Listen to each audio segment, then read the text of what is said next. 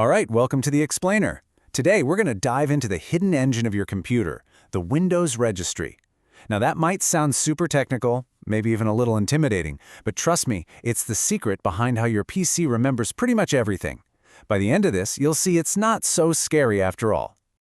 So, have you ever wondered how Windows actually remembers all your stuff? You know, your desktop wallpaper, the programs you've installed, even the exact size you left a window the last time you used it. Well, it's not magic. It's all handled by a single, massive, central database.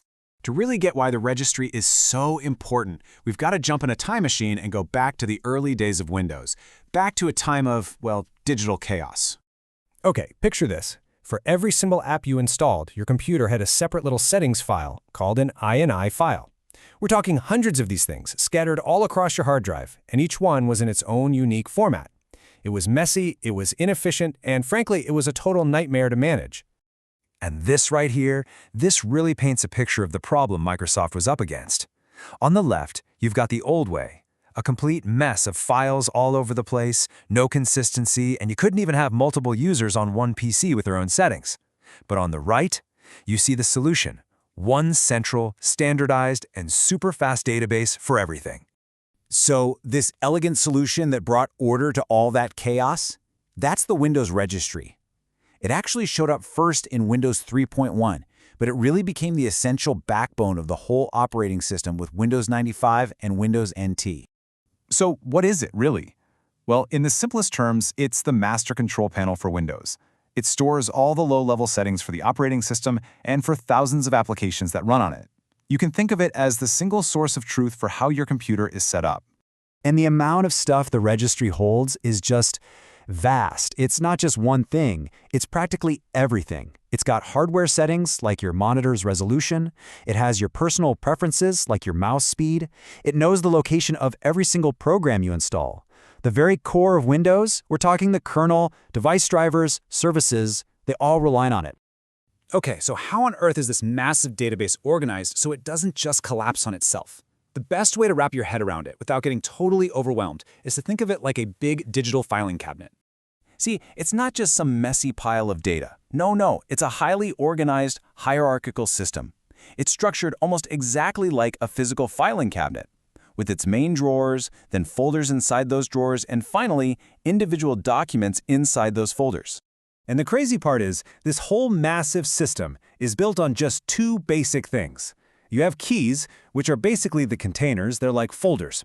And inside those keys, you have values, and those hold the actual pieces of data, like the documents inside the folders. That's it. Simple, right? Now, inside that giant filing cabinet, there are a few main drawers. They're officially called root keys, but for our purposes, there are really only two you need to know about. First is HKey Local Machine, or HKLM. This holds settings for the entire computer, stuff that affects every single person who's using it. And then there's HKey Current User, or HKCU, and that holds settings that are specific just to you, the person who's logged in right now. All right, so a digital filing cabinet. Cool.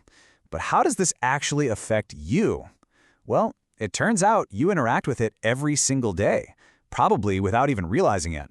The registry is like the silent hero working constantly in the background. Let's walk through something you do 100 times a day. You double-click an icon. Windows doesn't just magically know where that program is or how you like it set up.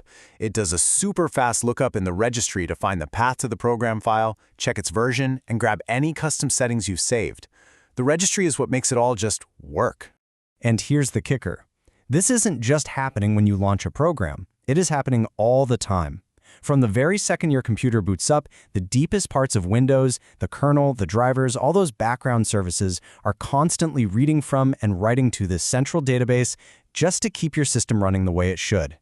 Now, because the registry is so deeply tied into everything, because it's so absolutely critical to how the system operates, there is one piece of advice that everyone, and I mean everyone, has to follow. And this isn't just me saying this. This is a direct warning from Microsoft themselves. The registry is pretty much the brain of the entire operating system, and that's exactly why you should never, ever edit it manually unless you know exactly what you're doing. And that right there, that's the big drawback of this kind of centralized design. When you put all of your critical data in one place, you create what's called a single point of failure.